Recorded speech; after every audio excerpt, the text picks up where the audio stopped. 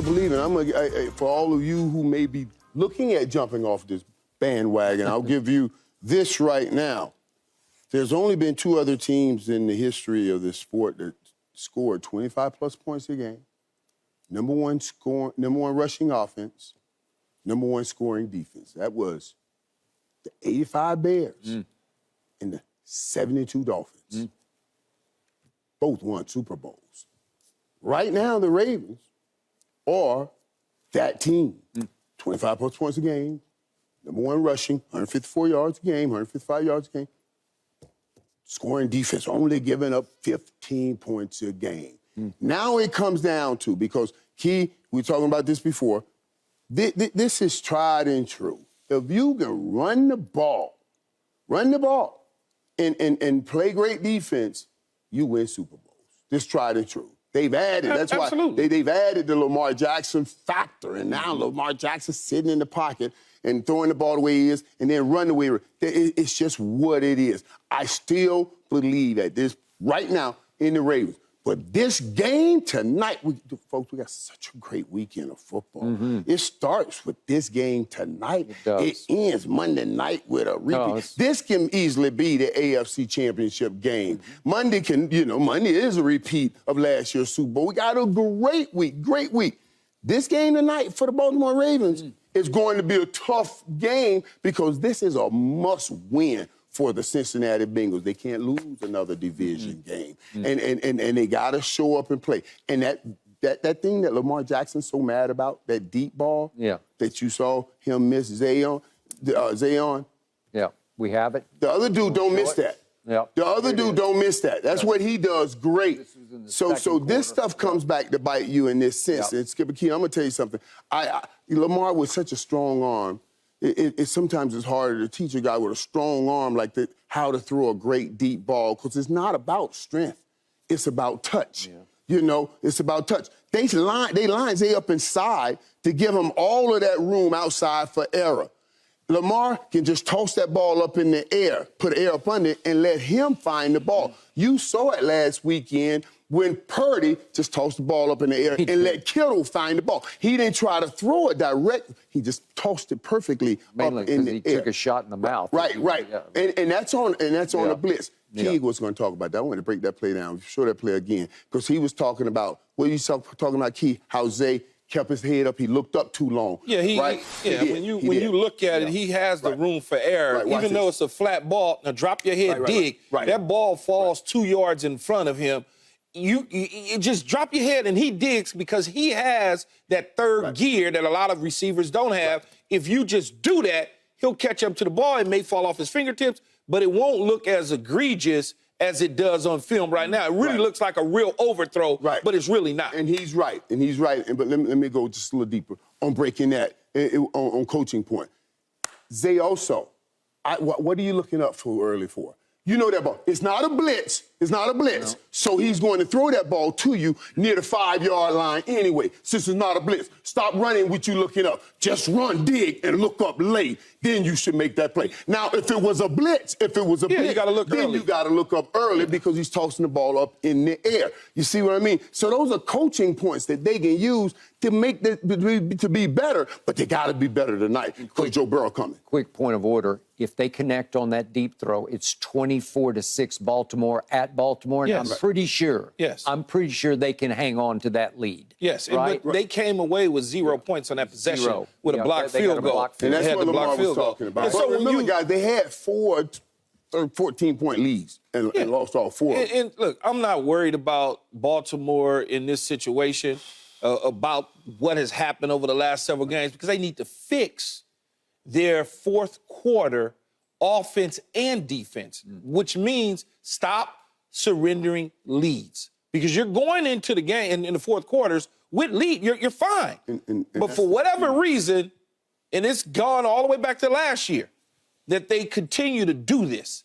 It's something psychologically with the team and the way that they call plays, the way that they do things late in games. Now, I don't know if it's they get tight, they relax, but whatever it is, they need to fix it. And it has to start tonight. Because in order for them to have an opportunity to get to the Super Bowl, and I know Michael said that Cincinnati is a must-win, Baltimore's a must-win too. And the reason Baltimore's a must-win is because you got Pittsburgh that nobody is really paying attention to because you're like, but you got Pittsburgh sitting there hovering around. They are. You're trying to stay on pace with Kansas City. We don't know what, we hadn't seen, it seems like Miami hadn't played in 2 weeks. We hadn't seen Miami in a minute. We don't really know what Houston is going to be in the end. So when you start looking at the AFC, you're not just looking at the division. Yep. You're looking at the conference because you want to be at home. Okay, you want to be like Kansas City. You want to play at home. Kansas City has played at home for the last 5 years in the AFC Championship game. Therefore, it's rewarded them to be able to go to multiple Super Bowls because of that. So it's a must-win for both of these teams. They will and they have to correct whatever little mistakes that they've made in the fourth quarter, Skip. They've got to correct it. And I think we tend to look at Lamar's situation based on him saying something. So now we want to dissect it and them surrendering leads. Because 4 games ago, when he was throwing lights out, we were like, oh, my God, oh, did you see? We didn't say nothing. No. We said MVP is what we said. We said MVP, Skip. We wasn't, oh, they're not going to do this and they're going to. But now all of a sudden he done said something. He has brought light to their struggles. He has. And so now we want to dissect it. I'm not worried about them. I think in the end, they're going to be there, and it starts tonight at home against Cincinnati. Cincinnati is without T. Higgins. So that's going to be a struggle in itself to just lean heavy on Jamar Chase because we saw what happened with Tyler Boyd when they tried to throw him the football. Hopefully that gets out of his mind and he doesn't bring that to him to bring that with him to Baltimore. All right, allow me to say there are 2 teams in this league that completely baffle me. And unfortunately, they're the 2 teams I picked to go to the Super Bowl. One is our Cowboys. They baffle me beyond bafflement because I say they have won 6 games against teams that have not a 500 record or better. At least you admit that. Okay, well, but they don't just win those 6 games. They destroyed those 6 teams, except for, obviously, the L.A. Chargers. My point is, I see Super Bowl firepower in my team, but now I got to see it against teams that matter and matter a little more and matter a little more. Baltimore, same way. I'm concerned to the point of being disturbed about what I see with the Ravens because the 2 most impressive games you can argue of the whole NFL season so far are what Baltimore did to Seattle and Detroit in Baltimore.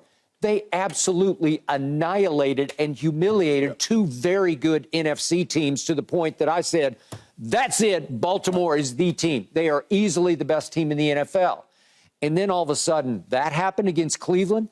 Deshaun goes out there with a fractured shoulder and an ankle sprain so bad that it was also going to keep him out for 3 to 5 weeks just on the ankle alone. And in the second half, he goes 14 for 14.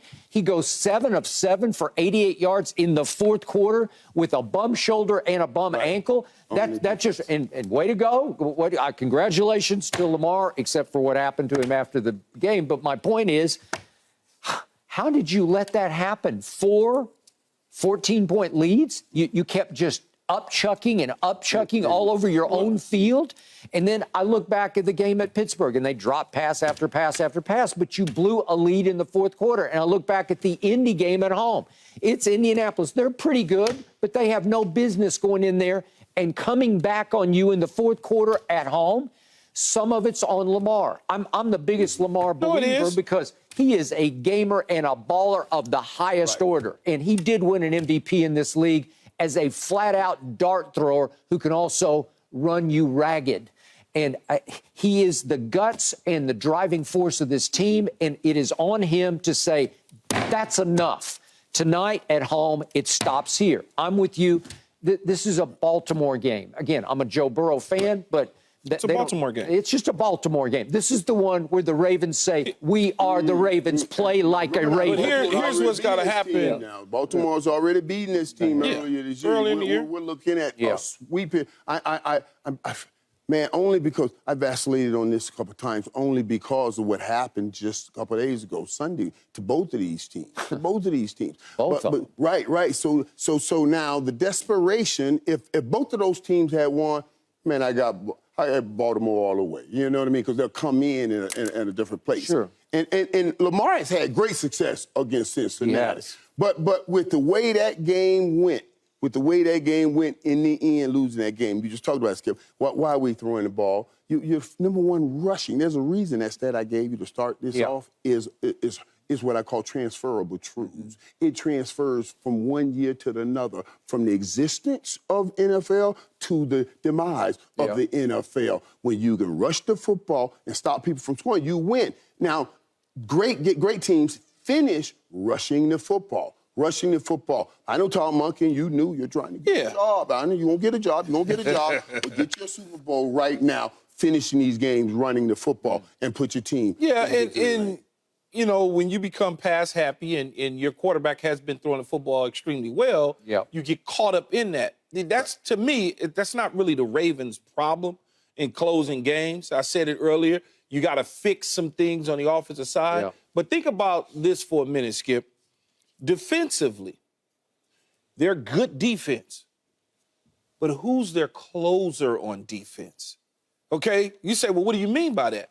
I can point to many teams that have won Super Bowls or teams even today that have closers. The Pittsburgh Steelers, they have a closer in T.J. Watt, right? The Rams have a closer in Aaron Donald. Yep.